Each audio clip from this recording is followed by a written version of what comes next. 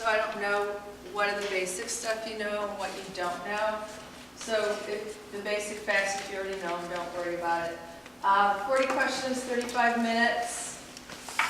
State average, you guys know how you did on your pre-test. State average is 21, national average is 21. 22, 21, move around. Okay, so that number,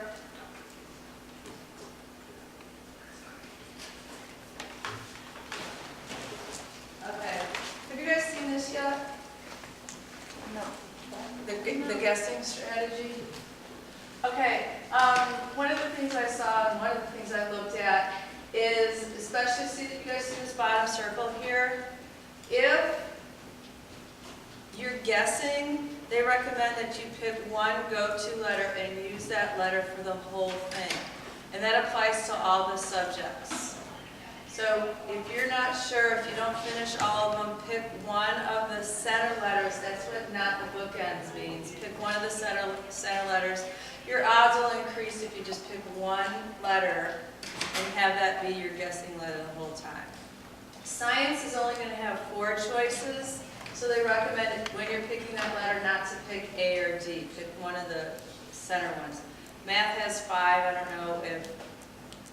know who did math, but for man, yeah. So on 5, you would pick one of the center ones. And then one of their recommendations was do all the work in the booklet first, and then make sure you're paying attention to the time, and that's a good, for any test, it's a good strategy.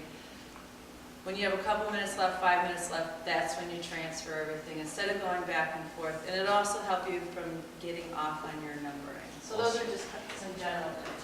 Also, if you just do like by section, like you do all the questions for one experiment and then transfer them, then you don't have to flip pages. Or you could do that too, but I haven't talked about that yet. So this tells you how long you have for each question, which is not a whole bunch of time. So that's why one of the things I want to talk about today is giving you some things to help you, strategies to pick which questions you're going to target first and then later. So you don't even have a minute for each question. Okay, go ahead. Press the spacebar. No, she's not.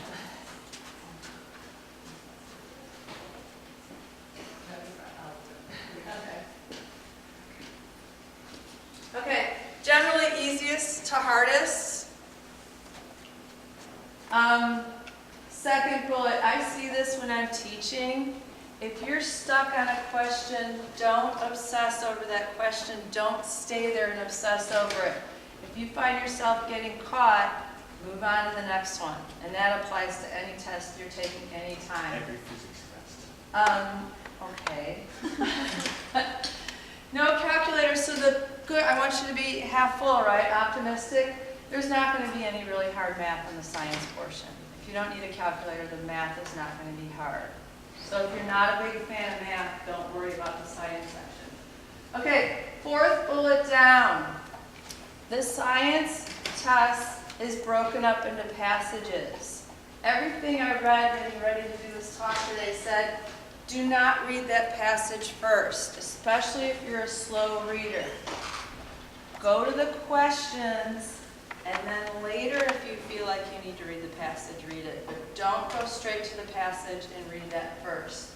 And that's what the end of it says. See what you can do without reading that verbiage and getting caught up in it, and then read it if you have time and if you can't answer the questions. Okay, 4 possible subjects, depending on how you split up Earth and space sciences. But I don't want you to stress out if you haven't taken these classes because, Spacebar? One more time. In order to do well on the science portion of the ACT, you do not have to have taken all 4 of those classes. Okay? You need to know how to, go back.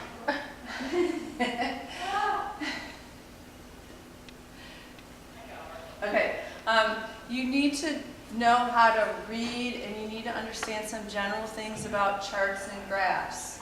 So I don't know if you guys went to the reading portion of this prep. A lot of the things they talked about are going to apply to what we're talking about for science. So if you looked at that list and say, oh my gosh, I haven't taken physics, which I haven't seen a lot of you, so you haven't taken physics, don't stress out about it. That practice test that you guys took earlier this year, I looked at the electricity question. 5 out of the 6 problems you could have done without knowing anything about electricity. Okay, now you can press the space bar. Here's an example of what I'm talking about. I want you to scan through this really quickly and then read through that question. And this is an actual question from a practice test. And then decide which one you pick.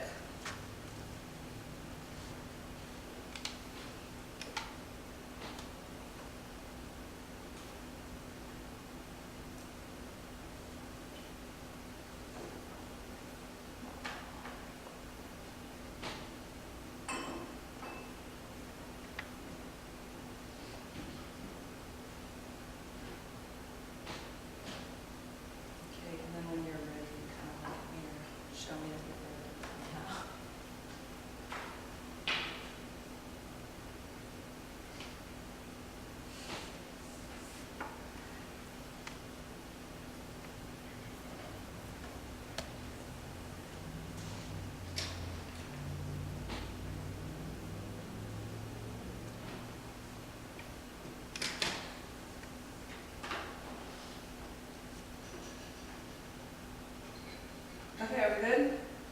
Everyone read it? Okay, this is a perfect example of what I'm talking about. I don't know what that thing is. I purposely didn't look it up. It doesn't matter. This question just takes logic. When we're talking about age, when you gave birth, can you mostly probably eliminate the males? Yeah. Okay?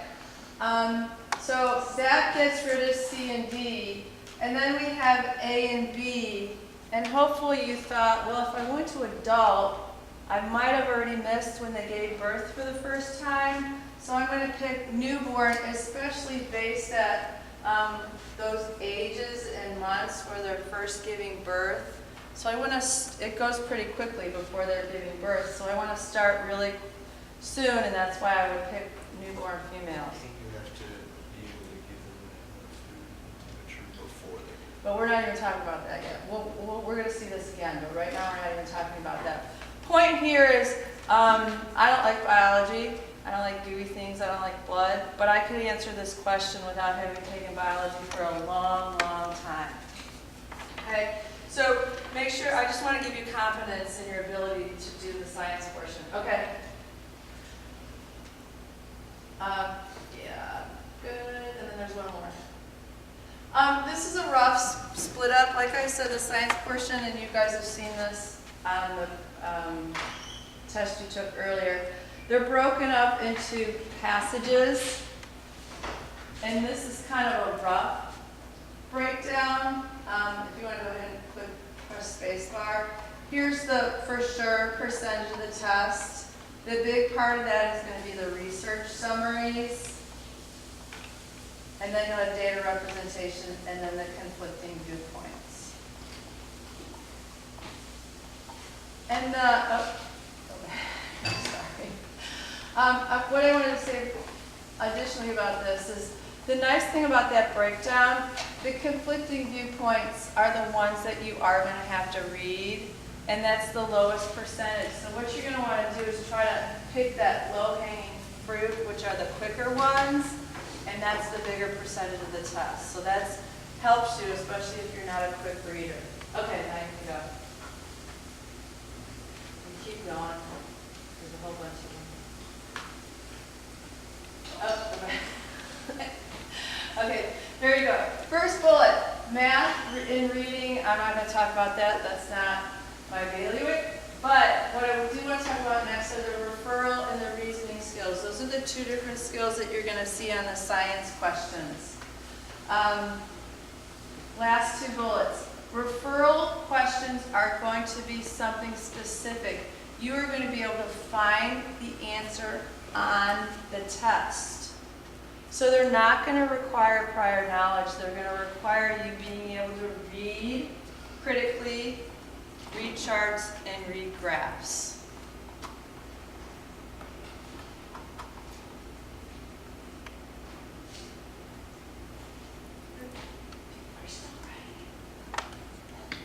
Okay, you can go. Okay, so this is an example of a referral question.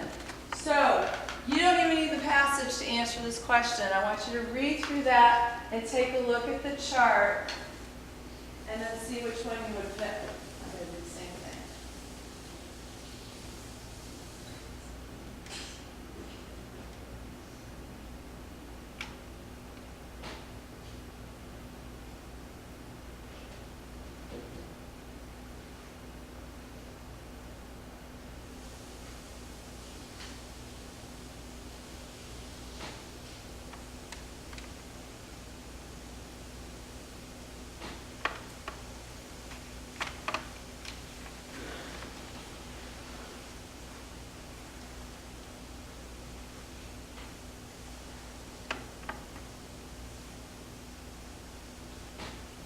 Okay, you guys have an idea what you would pick?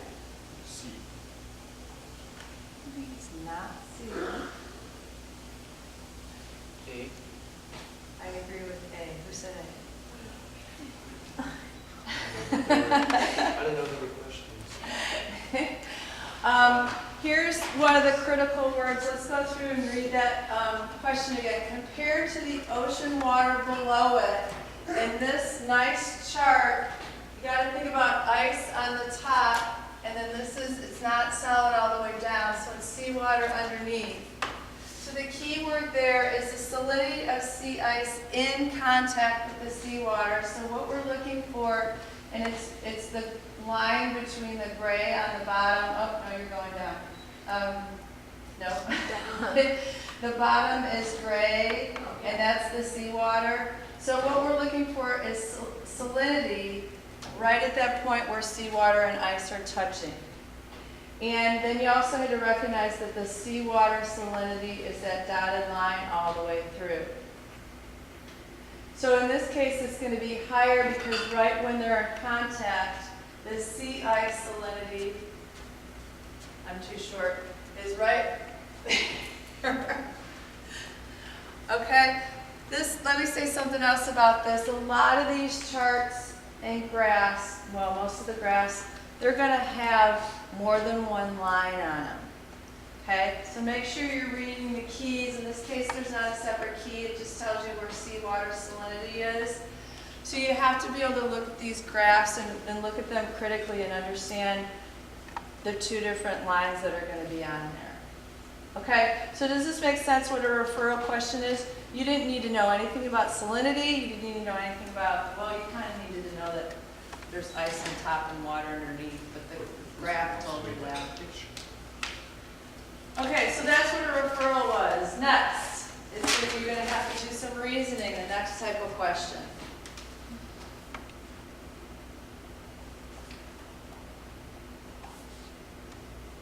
So for these, you're going to have to do a little bit of reading and a little bit of thinking.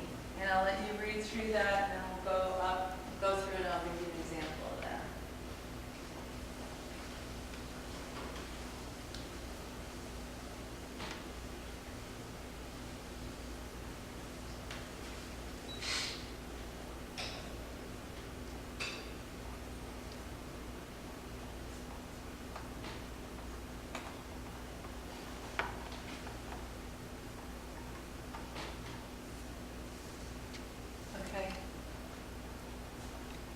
Okay, same thing, go ahead and read through this,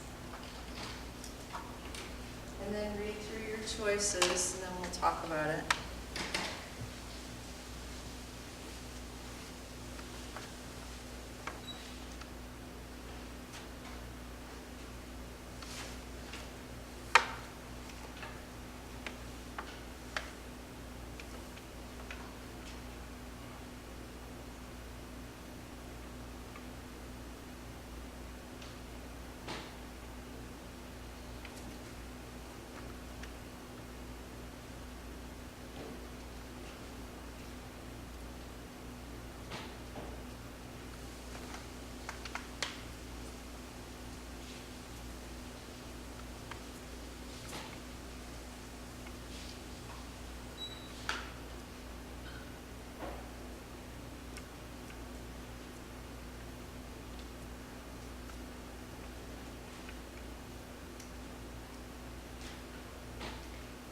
Okay, has everyone had a chance to read through that now? Do you guys have a guess?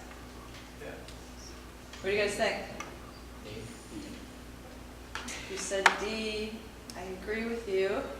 Okay, so this is one, it doesn't explicitly say anything about why they tagged it in the study, but you had to use a little bit of logic and you had to use a little bit of what you've learned in science previously. In most science classes, they talk about the same sorts of things at the beginning of the year. So why did we eliminate A? Does it say anything about rainfall in study 1? It says nothing, so it has nothing to do with rainfall. Study 1 has nothing to do with rainfall. B, if you read just that first sentence, it says that beak depth is an inherited trait, and that has nothing to do with the age of the finch. It's just an inherited trait. And like I said, I'm not big on biology, and I haven't taken biology for a long time, but I do remember what an inherited trait is. So hopefully that's some prior knowledge you can access. And then C and D, D just makes more sense because why are we going to want to measure beak depth more than once? Because it doesn't change. It's an inherited trait. It's not something that grows as you get older. So I think that D is the right answer. So do you see how the answer wasn't explicitly in the text? You had to reach a conclusion based on a little bit of prior knowledge. Okay, spacebar. Again. 2 more, I think. 2 more bullets. Okay, so these are another way that there's a whole bunch of ways that the questions are split up. This is another way that they're split up. So they're going to talk about the purpose or a debate. In that, you're actually going to have to read a little bit to answer those types of questions. Second one, locating information. Those are going to be straight from the charts and the graphs. And then the last bullet, the putting ideas together, that's going to take some reading too. So if you're trying to manage your time, you're probably going to want to do those center ones first if you're worried about running out of time. But you guys know how fast, how good you are at reading quickly and understanding. So you guys are going to make the best judgment about how fast to go through those things. Okay, spacebar. Keep going. Okay, so these next 3 ideas about how the styles are split up are kind of easiest to most complex. So the first one is just going to be comprehension. Can you understand either the reading, the chart, or the graph? So if you look at those words that are highlighted, like finding, hopefully you can look through a chart or a graph and find something. Perform a calculation, and remember they're going to be easy, and those are using the values. Understanding the labeling. Labeling is so important. I don't know about the rest of the science teachers, but I really want you to label your graphs correctly, and this is why, because it's really important. And then identifying elements of the design that are explicitly stated, and then identifying arguments that are explicitly stated. So these are going to be the easiest ones to do. And then I have an example of those in the next slide. Okay. Take a look at that crazy chart. That can be overwhelming, and I didn't even put up any of the information that accompanied it. I just put that chart up. You might not know anything about the words that are on there. Okay? And I don't even think I put the title up there. I didn't. But you can read, you wouldn't be here if you couldn't.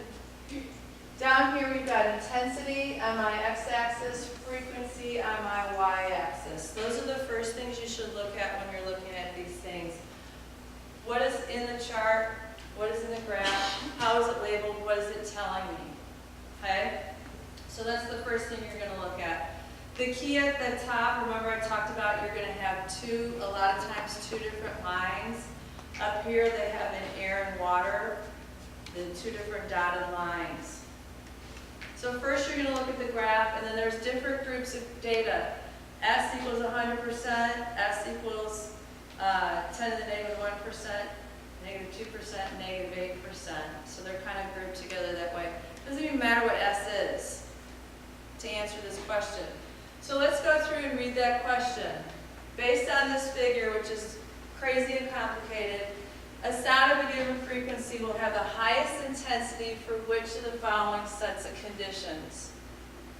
So we know that we're looking for highest intensity, and hopefully you know that highest goes that way on the x-axis, right? So we're looking for something that's the farthest over this way.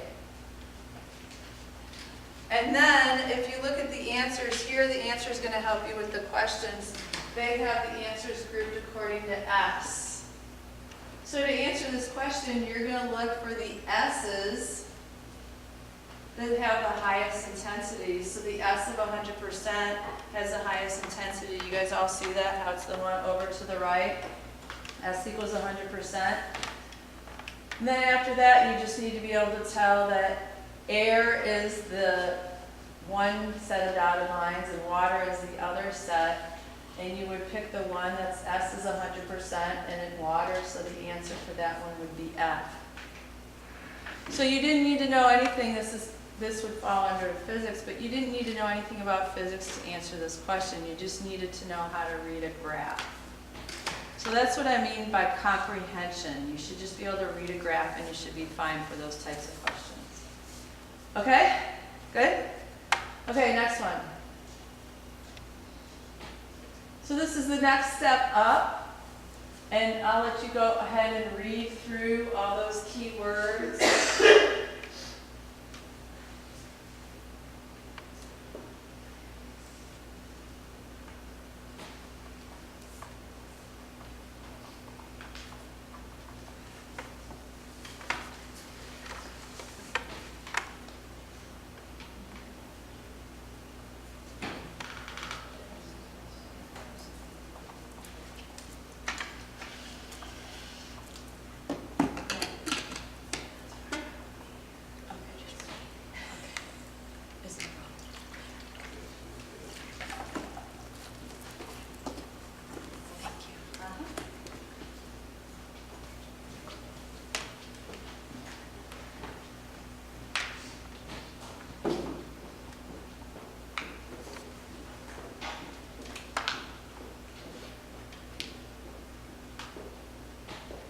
Okay, so hopefully you've read through all those key words. Basically, the thing you need to take away from this is you're going to have to do a little bit more work than those comprehension questions.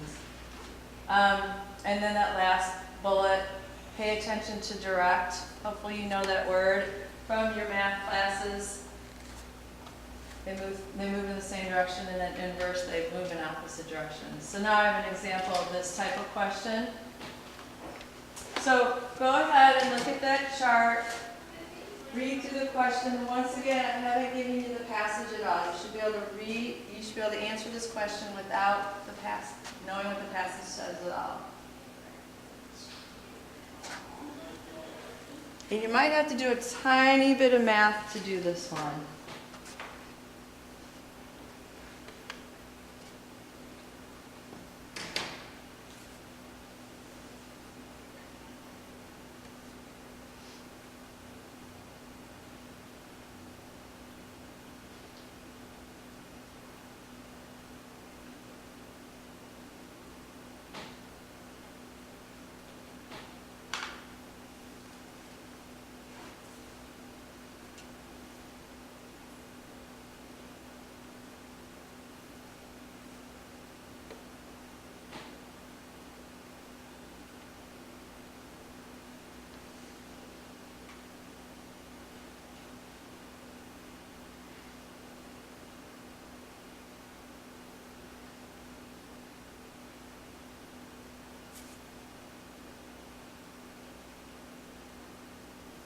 So it's been about a minute, which is about all you have to do these. Let's talk about how you would think about this one. So you're going to go through, you're going to read the question. It says the results of trials 1 and 5. So you guys can see and look through all the way on through trial 1 and 5. The material is the same. The configuration is the same. T1 and T2 is different, but heat flow is the same. Okay, so that's what I would do first. I would go through, look at trial 1 and 5. What's the relationship between those two trials?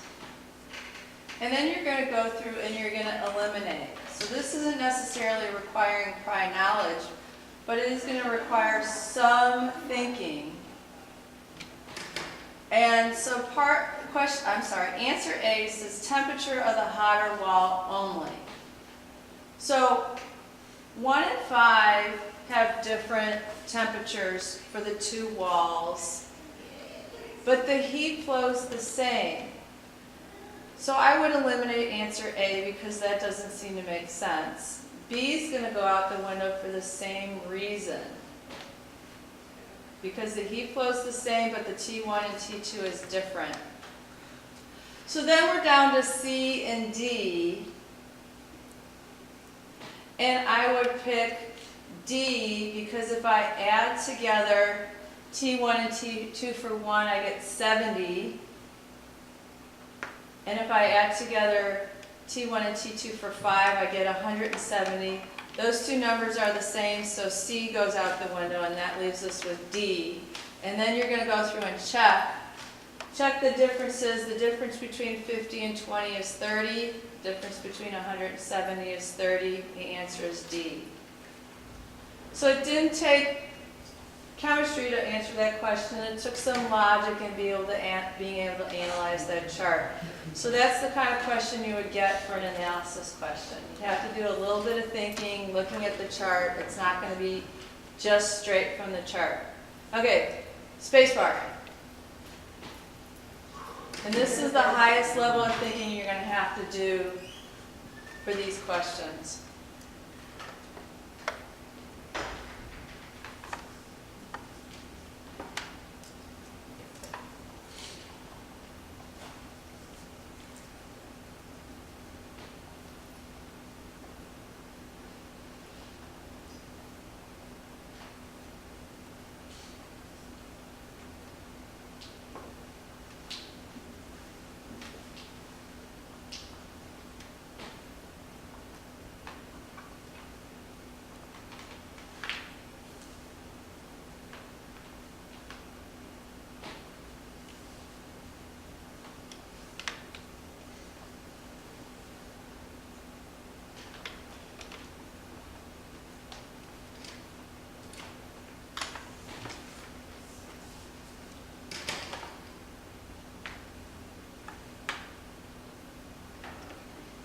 Okay, I got an example of that. I'll put that up. Okay. I'll give you about a minute again, and then we'll talk about it. And I'll tell you why this is application.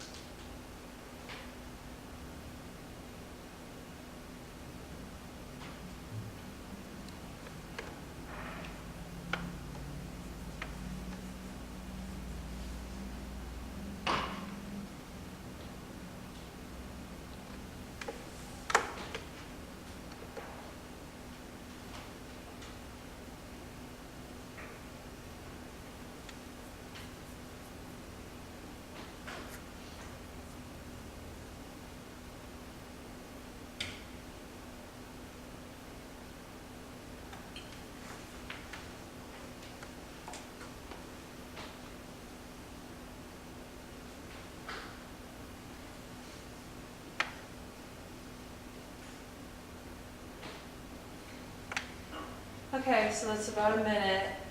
What do you guys think? Which one? H. You guys are right. Okay, So if you said H, maybe you said H because you have already taken chemistry. But here's why this is an application problem. The passage, I didn't put it all up there, it gets too much reading and it's too small. But the passage does not talk about thermal conductivities. The table doesn't talk about thermal conductivities. And none of the experiments talk about thermal conductivities. So what you need to do is take this chart, you're given a new definition up there, which is thermal conductivities, and you have to apply that to your analysis of the chart. So that's what an application problem is going to be like. It's going to take something new that's not said, experimented on, or anything like that in the passage, and it's going to ask you about that. And it's basically testing, can you understand relationships, and can you apply those to a higher level?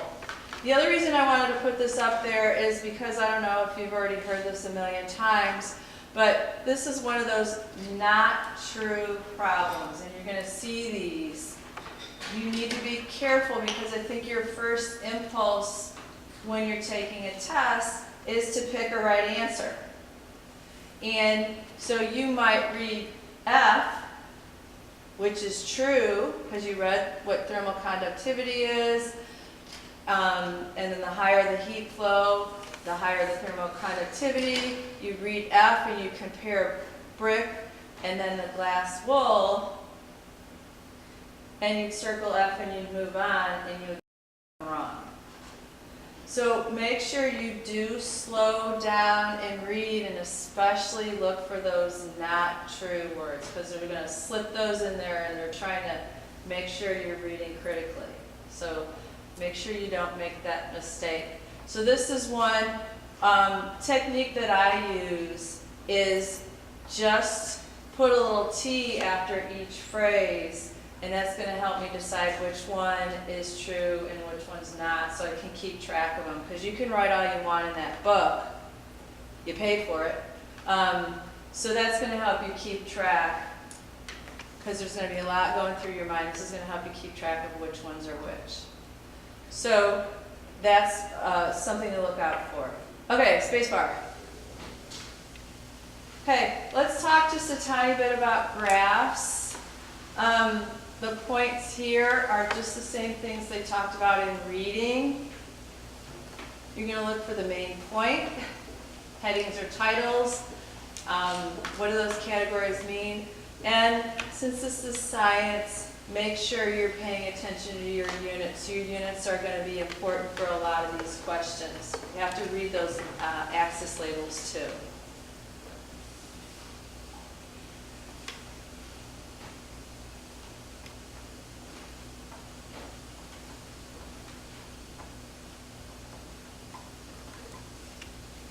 Okay. Also, you need to know what these terms mean. If you've taken any science class, I'm sure you've seen these, but just in case, independent variable is the one that is being changed in the lab or in the experiment. Dependent is the one you're measuring. Constants are the things that stay the same. Because when we're doing an experiment, we want to make sure we're only changing one thing at a time so we can accurately observe what's changing. And then direct, I've already mentioned this, but just in case you don't remember what direct means, independent goes up, dependent does the same thing. Indirect means they're moving in opposite directions.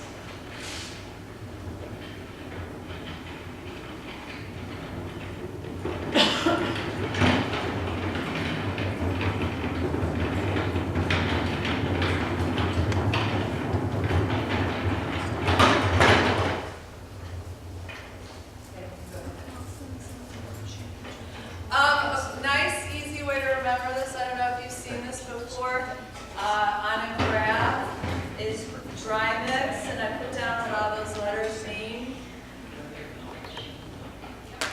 The most important is the D and the Y, dependent y-axis, and then the I and the X, independent, goes on the x-axis. These are things that you probably seeing over and over in science classes. So these are things that they're going to test for knowledge of. So it's general science knowledge, not specific to a certain topic. So remember your dry mix if you're asked about that on the test.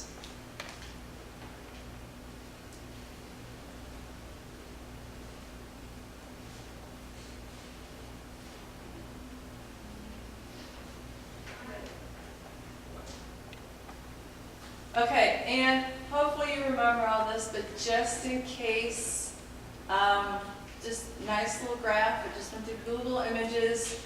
Title should be up there at the top. It should tell you what is in the graph. X-axis should have what the label is and the units. Y-axis the same. And you're going to ask yourself when you're first looking at those graphs, what's the relationship between those two? And when one goes up, what happens to the other one? That's going to help you determine if it's a direct or an indirect one. So just a little reminder in case you don't remember that and haven't graphed in a while. Okay, spacebar. And this is an example of what a relationship problem would look like. Once again, we do not need the passage to answer this question, so I'll give you your 52.5 seconds.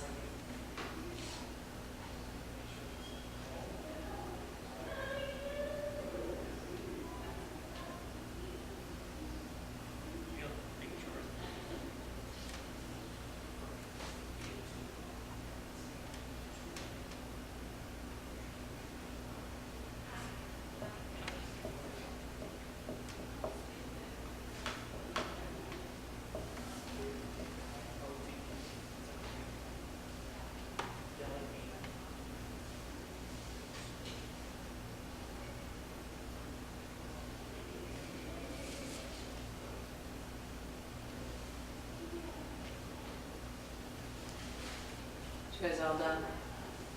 This one's pretty easy. What do you guys think? B. Anyone want to argue about B? Those are no fun. You're right. A couple things I want to point out here. We're used to and we want tables to go in increasing order. This one doesn't. If you look at the change in water temperature column, it starts out with the lowest temperature and goes up. And then another lovely thing that you might see, and I think I mentioned this later, is look how they've stuck cheese there in the middle.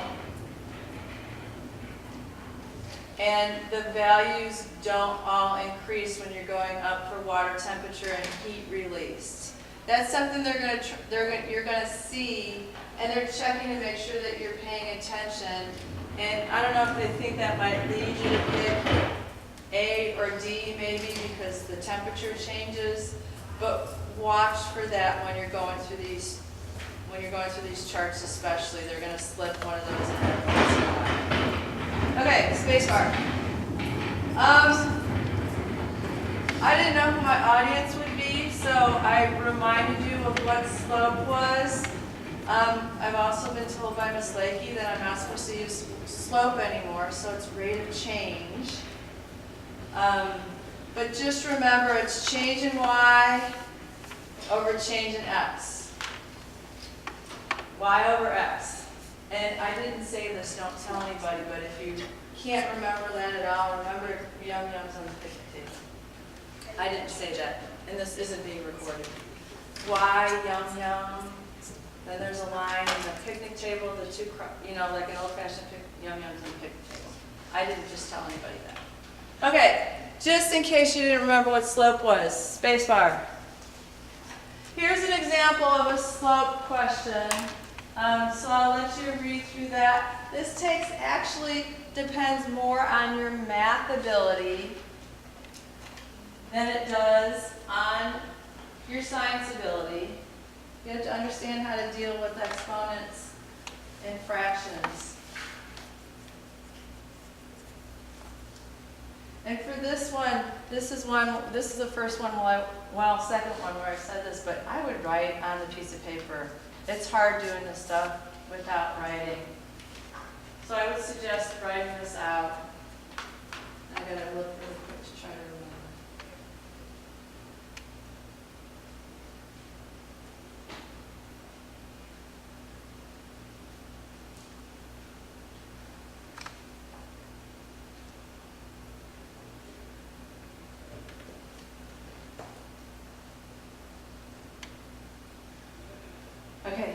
in your algebra? Yep. Which one? B. Yeah, it's B. So remember I said at the beginning, you don't have to have taken all those science classes. You did have to get all the way through Algebra 2 to do this problem. You have to remember what slope is and be able to handle your fractions and your exponents. Okay, spacebar. Okay, so now we're going to talk a little bit more about tables. These are the things you're going to look for. Same thing as graphs. Read the column headings, look through the columns, look at the trends, see if you can see any trends while you're reading through that. And then I have that last bullet again, they could be out of order, so be careful. Okay, everyone good? I feel like I've said all this already. Okay, wait. Do you want her to go back? No. Okay. So here's one that is answerable straight. See if you can answer this one just looking at the table. You can read all that fun stuff if you want to, but see if you can answer this one straight from the table.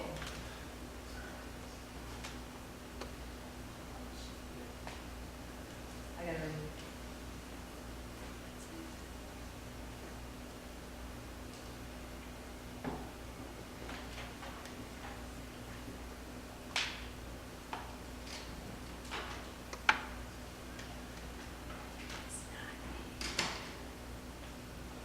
Are you saying A? Oh, okay. I thought I heard someone say A. It's not A. E. Yeah, you're right. It's E. You're exactly right. Two questions. I'm worried about you. Everyone is. Okay.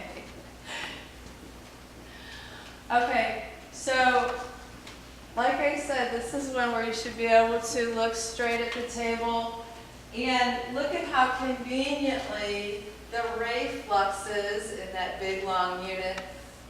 Look at the jump that's going up in that first column. See how it's jumping up 20,000 every time? So nice and in order, that's a clue to you that you're probably going to need that. And then you could look at the jump up of 20 every time, 20,000 corresponds with the jump up of 0.3. So then you can say that the 440,000 is 20 more, so I have to go to 29.3. So didn't need to read all that stuff. I haven't read yet. R, C, R, F, I don't know what that is. Doesn't matter. Spacebar. Okay. Keep going.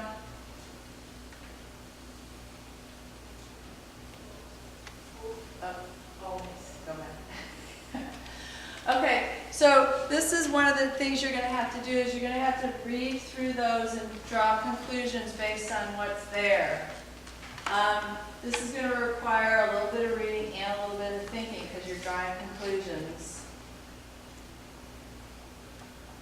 So I'll let you read through those bullets really quick and then we'll see a question that has to do with this.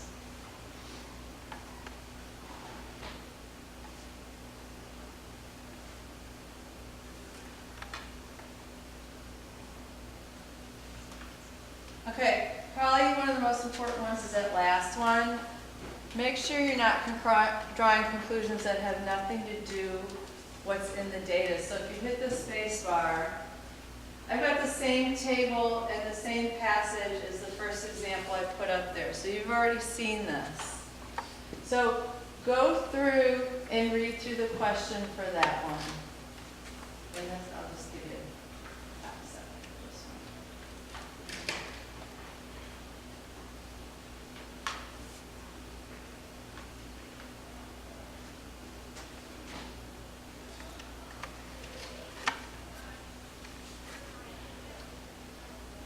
Okay, this is one where I would work on eliminating because like I said, I don't know what today curriculum, maybe is that how you pronounce it? I don't know anything about them. So this is one where the technique I would use would eliminate. So A talks about the weight of the firstborn. If you look at the chart, it doesn't say anything about the weight of the firstborn. That one's gone, cross it off. Okay? B also has to do with weight of the firstborn. It's not in my chart. Cross it off. C talks about the age of the mother, and that's in my chart. And it talks about food intake, so C might work. D talks about those two things too. Now I have two that actually correspond with my chart. Now you're going to have to actually look at the relationships and the age of the months when they first gave birth. So what do you guys think, C or D? C. You guys agree? Then we're moving on. Okay, spacebar.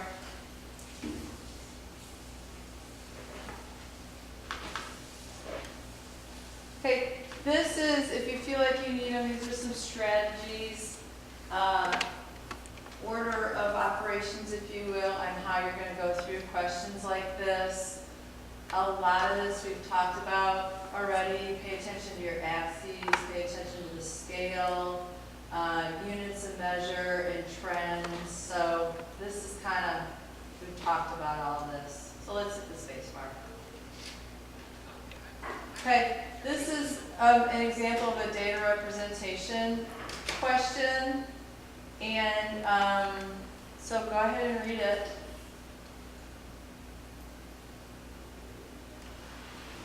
And this one should take a lot less than your 52.5 seconds. What do you guys think? It's F. Yeah.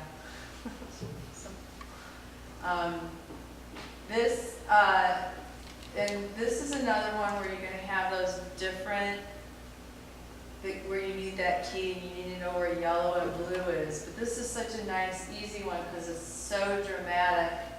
You get to 1.0 milliliters and the color changes, and that's going to help you answer this question really pretty quickly.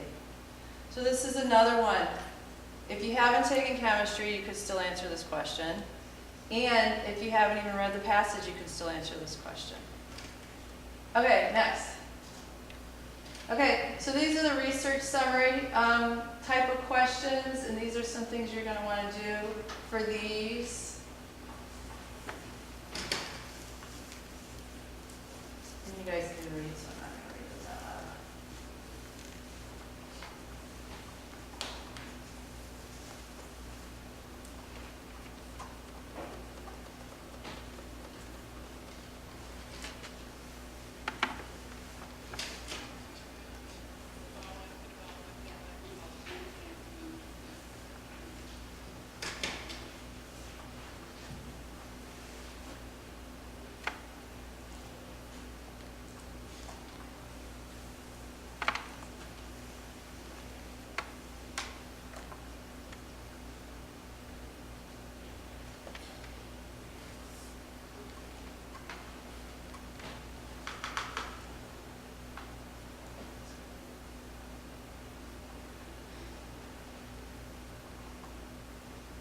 Okay, go ahead, spacebar. Okay, these are the finches again. You've already read study 1, and the test will be easier because they'll all be grouped together instead of jumping around like I am. So take a look at study 2, and then go through and pick which one you think it's going to be.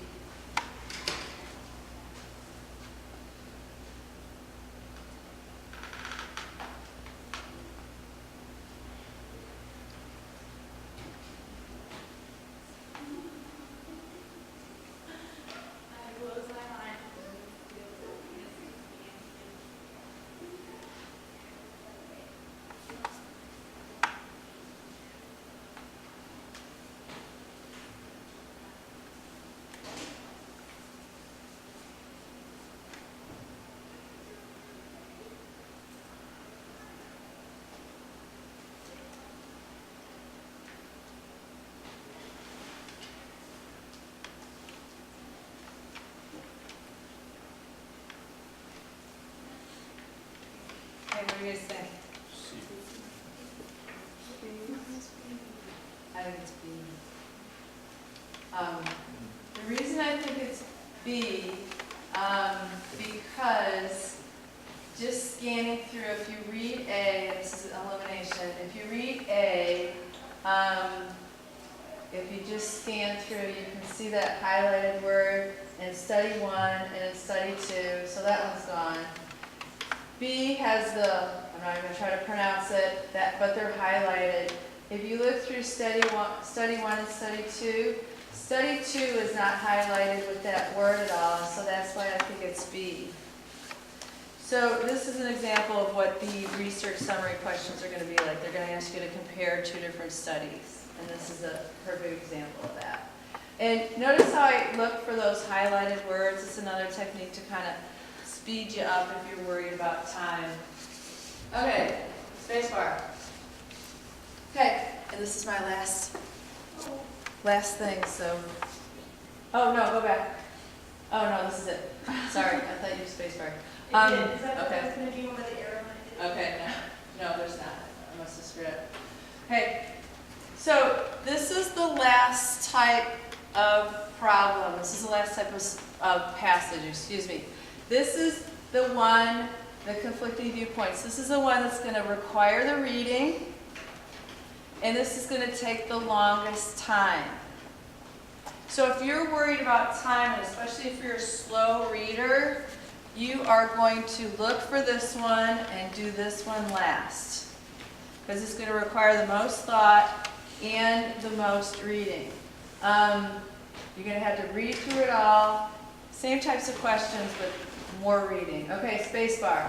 I'm going to just help you identify those so that you know. Oh, here's some strategies before I help you. So these are straight. Keep going. I think it fills up the whole box. Okay, strategies to do when you're doing these types of questions. Things to think about. And these are the types of questions that they're going to ask you.